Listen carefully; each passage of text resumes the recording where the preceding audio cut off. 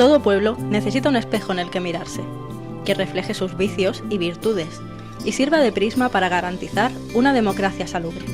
Ese cometido lo cumple la prensa, que durante los últimos siglos se ha configurado como un sector empresarial vivo y fuerte. Un sector que, por desgracia, está sufriendo como nadie los azotes de la actual crisis económica, lo que conlleva a un menoscabo de la libertad de expresión e información. En los kioscos de la provincia se pueden encontrar gran variedad de medios. Solo en la capital hay una enorme competencia entre periódicos de prensa ibérica, como La Opinión de Málaga, o del Grupo Yolí, como el diario Málaga Hoy. Pero el mercado editorial y mediático de la ciudad no se pueden entender sin la existencia de Diario Sur, el periódico más importante de Málaga y probablemente el medio con más trayectoria de toda la zona. Pero, ¿cuándo surge Diario Sur?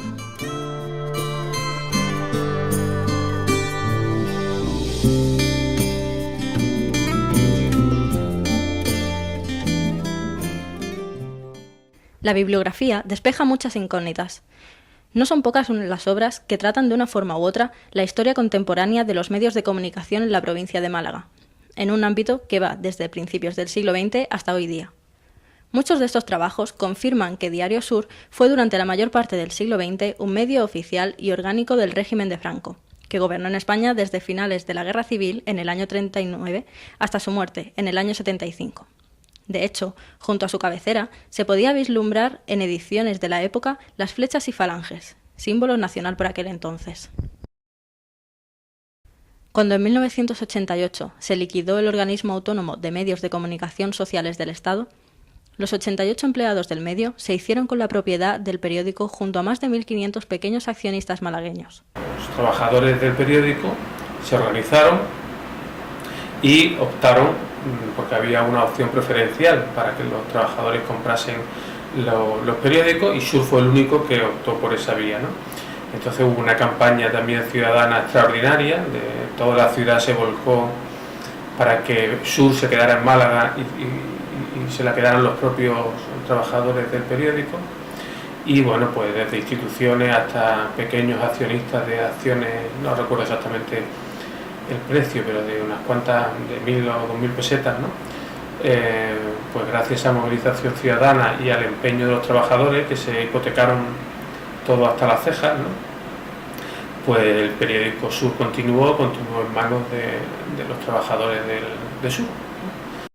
Poco después, la publicación fue absorbida por el Grupo Correo, hoy la editora Vocento.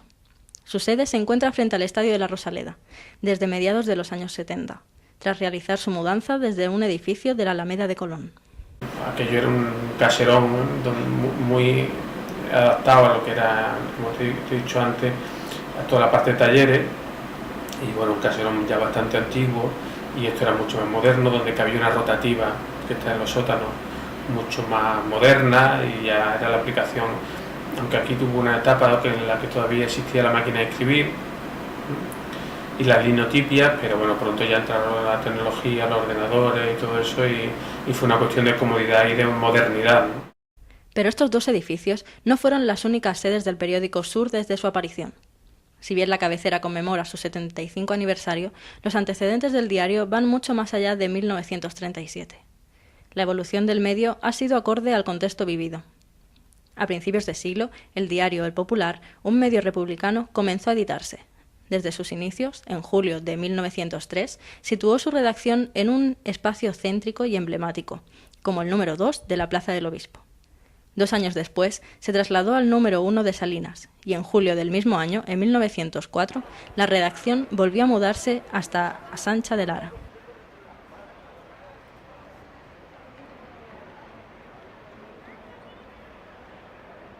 En 1907, el periódico se trasladó de nuevo a Mártires 10 y 12, hasta que El Popular suspendió la publicación del diario al sufrir grandes daños por la riada de septiembre de ese año. El traslado a la nueva situación del medio tardó en llegar 7 años más. En 1914, superada la primera quincena del siglo XX, el diario se trasladó a Pozos Dulces. Un lustro después, el diario El Popular anunció la suspensión temporal de su publicación diaria. Fue el 30 de septiembre de 1919. Hasta el 30 de marzo de 1921, el periódico fue semanal, pero en los archivos hay lagunas de este periodo. Ese mismo año, El Popular escribió su punto y final. Cuando El Popular reaparece 10 años después, lo hace siendo un medio también republicano, pero del ala más extremista. Se declaraba Diario de la Causa Antifascista. Esta segunda etapa surge el 26 de abril de 1931. Su fundador y propietario fue el abogado Pedro Gómez Chais, la figura más representativa del republicanismo malagueño en el primer tercio del siglo XX. El Popular no será un típico órgano de partido, sino que se decantaría entonces por la información general, en la que suelen prevalecer criterios profesionales y periodísticos. El Popular de esta época no cuenta con ejemplares de los archivos consultados. Sí, a partir del año 36, meses antes de que el medio desapareciera en pos del periódico del régimen franquista Arriba, que pasaría a llamarse Sur en cuestión de semanas, convirtiéndose en el primer diario de Málaga. Lo que hoy es el diario Sur, nace primero con el nombre Arriba. Arriba era una cabecera que duró poco más de un mes, porque era el nombre que tenían reservado los falangistas para el diario cuando se publicara en Madrid. Luego hubo un diario Arriba en Madrid, no sé si lo conocéis, durante toda la etapa franquista, que se llamó Arriba, que era también el nombre del semanario que creó en su día José Antonio, Primo de Rivera, que fue fundador de la Falange. En el primer ejemplar de Sur se ve un anuncio en la cabecera que dice Arriba desde hoy se denominará Sur, el periódico de los malagueños, ¿no? Y así empezó Sur. O sea, es la continuación del periódico Arriba, cuya cabecera se fue a Madrid. Sur nace dentro de lo que es la prensa del movimiento. La prensa del movimiento se crea de forma paralela a la marcha, digamos, de la Guerra Civil Española. Solo un día después de que Málaga fuera tomada, sale a la calle el diario requeté Boinas Rojas, que a partir de 1940 se convierte en el vespertino La Tarde. Ese mismo día, el 10 de febrero, lo hace Arriba, el diario fundado por la Falange en Málaga, en las incautadas oficinas del Popular. La Falange ocupó las instalaciones y ordenó la impresión de un nuevo diario afín a sus intereses y puso al frente del mismo a una persona inequívocamente falangista, Sebastián Subirón. El director del periódico, el primero, que fue Sebastián Subirón, por ejemplo, participó en la conquista de Antequera y entró en Málaga a caballo con las tropas de Franco, o sea que él luchó también, digamos, en la guerra dentro del bando de la falangista. El primer número de este diario incluía en primera un breve editorial de presentación, reflejo claro de lo que era el nuevo medio de comunicación que nacía en Málaga. Desde hoy, Arriba luchará por la patria, el pan y la justicia. En esta imprenta, redacción y talleres desde donde unos cuantos malvados al servicio de Moscú envenenaron con su literatura de odio tantas conciencias honradas, la Falange, por mediación de su periódico, viene a predicar una doctrina de amor entre todos los españoles. Pues, como sabéis, Sur fue un periódico de la prensa del movimiento, ¿no? Independientemente de ese elemento que condicionaba en absoluto la línea editorial del periódico, el periódico antes, al contrario de lo que ocurre ahora, era un periódico que se dedicaba a informar a los ciudadanos de lo que pasaba en el mundo. Hoy cualquier persona tiene acceso a lo que pasa en cualquier rincón del mundo, ¿no? En tiempo real. Y curiosamente hoy es más difícil acceder a información local, ¿no? Porque hay mucho menos medios de comunicación, tiene más valor la información local que nosotros podemos dar.